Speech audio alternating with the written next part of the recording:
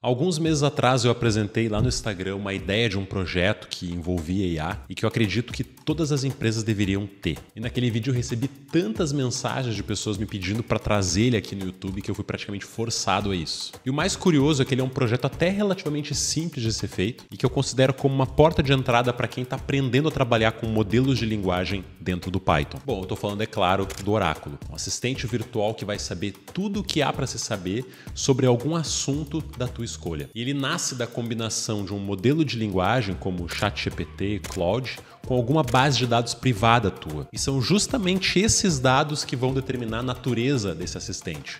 Por exemplo, se tu passar para ele dados dos seus compromissos pessoais e eventos, ele pode se transformar num assistente pessoal. Agora, se tu alimentar esse cara com um diário pessoal teu, com as tuas reflexões, ele pode ser usado como um terapeuta. E se tu passar dados da tua empresa, como produtos, dados de clientes, ele pode tranquilamente ser utilizado até como um vendedor. São esses dados e o prompt que tu escolher que determina a natureza do oráculo. Existem muitas formas da gente construir ele, envolvendo até ferramentas no-code. Dentro do Python a gente tem uma muito curiosa chamada Langflow, que permite que a gente construa assistentes como esse, sem escrever uma só linha de código, só encaixando bloquinhos. Mas hoje eu vou ensinar vocês a como construir ele utilizando Python e LangChain, que eu acredito que vão dar as bases necessárias para que vocês consigam construir coisas bem mais complexas que essa. Vamos lá? Então aqui está o oráculo, posso até conversar com ele, ele está se conectando com a API do ChatGPT. Mas a parte mais interessante é que eu passei para ele aqui um conjunto de dados bem pequeno até, com algumas informações da Asimov Academy.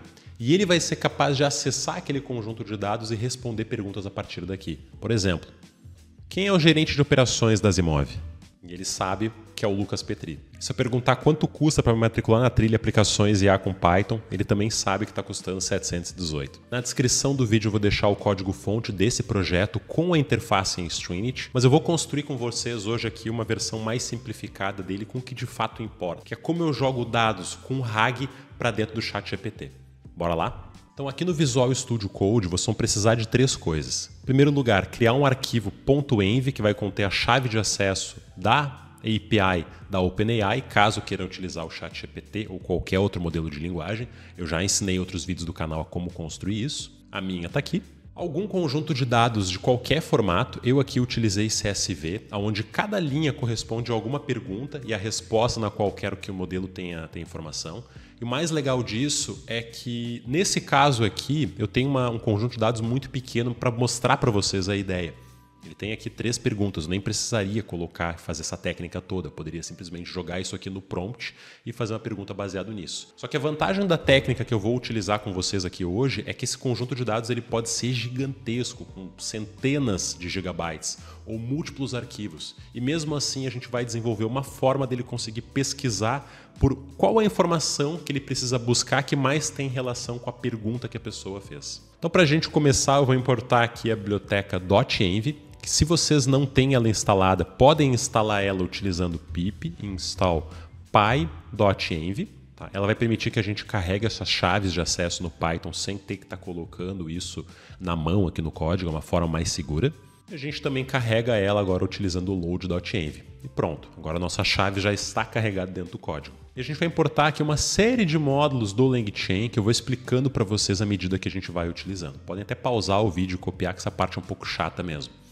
E vocês vão precisar instalar aqui 3 bibliotecas. O LangChain Core, o LangChain Community e o LangChain OpenAI para poder acessar o modelo da OpenAI. Isso tudo utilizando o pip aqui embaixo. O primeiro passo que a gente vai ter que fazer é carregar o nosso conjunto de dados, mas de uma forma que o nosso modelo de linguagem consiga utilizar. Então, para isso, eu vou utilizar esse módulo aqui, chamado CSV Loader, que ele está presente no LangChain Community.documentLoaders, e ele permite que a gente carregue documentos em formato CSV. O LangChain tem uma série de outros loaders de dados em formato Markdown, JSON, SQL, HTML. Nesse caso, nós vamos ficar aqui com CSV Loader.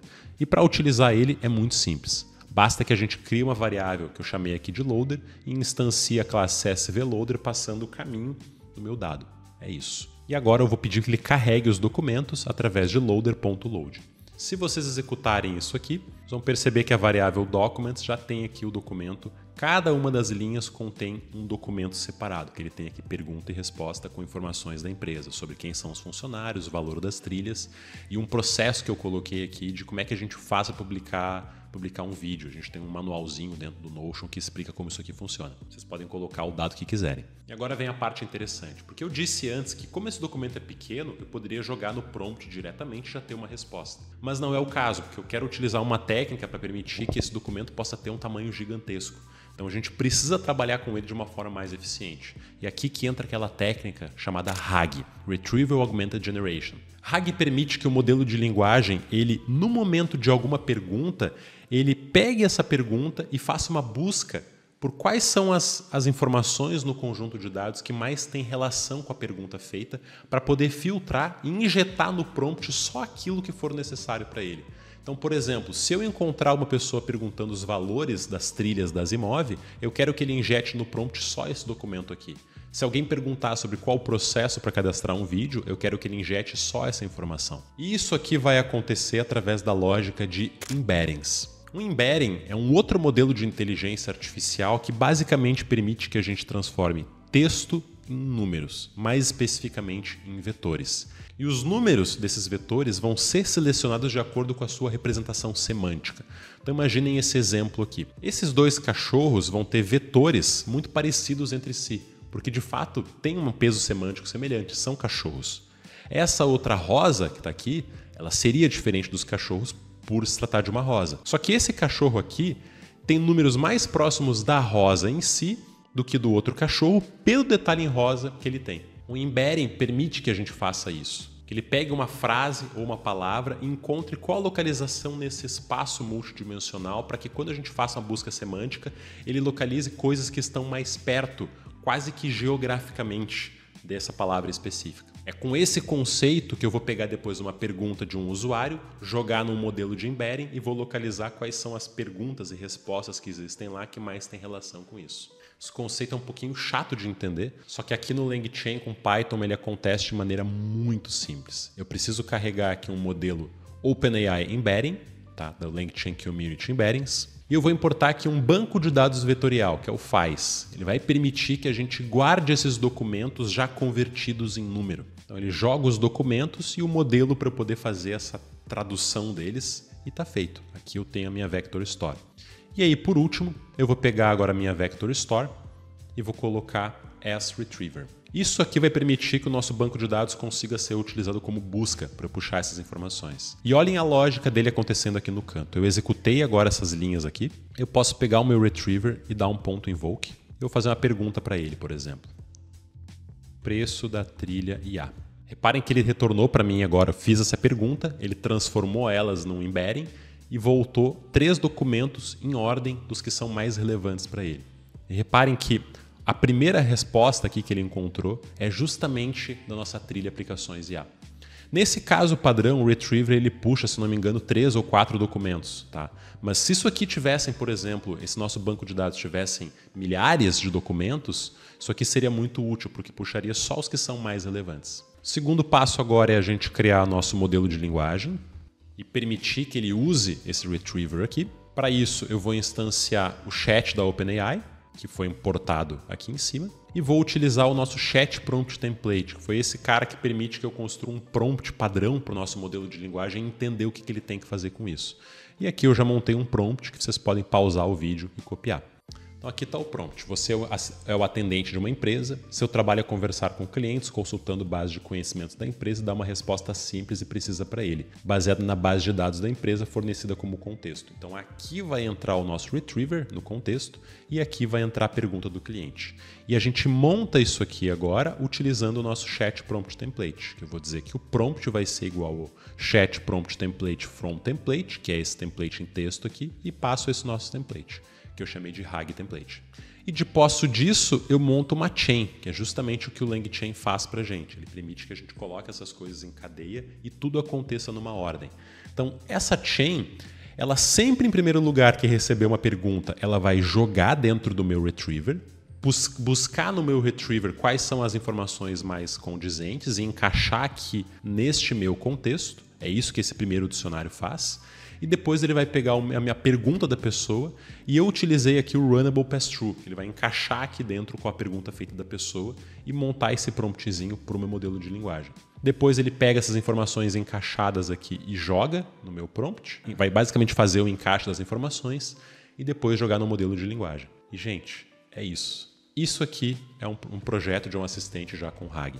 E aqui eu posso rodar o meu modelo de linguagem simplesmente usando o método .invoke. Eu vou perguntar para ele aqui, qual o preço da trilha IA novamente. E aí tá lá. Ele devolveu aqui um AI message.content. A trilha aplicações IA com Python custa 718. Ele conseguiu fazer aquela resposta. Tá? Então, para vocês verem isso aqui rodando, eu posso até colocar dentro de uma lógica de while, conversando com a pessoa e pegando um input do usuário. Então, user input vai ser igual ao input. Vamos colocar aqui você. Pego esse user input, jogo no meu invoke. User input. Pego isso aqui como resposta. E depois eu dou um print na resposta.content. Eu vou executar isso aqui no terminal. E olha lá, já está aqui esperando. Posso mandar olá. Olá, como posso ajudar você hoje? Ele consegue conversar como um assistente normal. Quais são os membros do time de marketing? Os membros do time de marketing são Lucas Petri, Rodrigo Tadeval, eu, Lorenzo Samuel, Daniel e Vinícius. Então é isso. Ele já conseguiu responder perguntas com esse contexto. Esse projeto aqui, eu vou passar para vocês o código-fonte um pouquinho maior para vocês terem acesso a essa interface visual no Streamlit, mas a lógica, o que de fato importa dele, está aqui. Esse é o oráculo e adaptando o conjunto de dados que vocês passam e o template dá para construir coisa muito útil com isso. Lembrando aqui que se você quiser se aprofundar mais sobre construção de agentes, assistentes, usando modelos de linguagem dos mais variados tipos ou até mesmo aprender a programar em Python do zero, caso não saiba, a gente tem aqui essa trilha, que é a trilha Aplicações IA, que a gente lançou justamente para poder resolver esse problema. Porque saber construir esse tipo de aplicação é uma das habilidades mais úteis hoje em dia, utilizando modelos de linguagem que as empresas estão carentes de profissionais que saibam fazer isso e tem muito potencial e coisa legal que pode ser feita a partir daqui. Espero que tenham gostado do projeto. Qualquer dúvida, por favor, deixe nos comentários e até o próximo vídeo.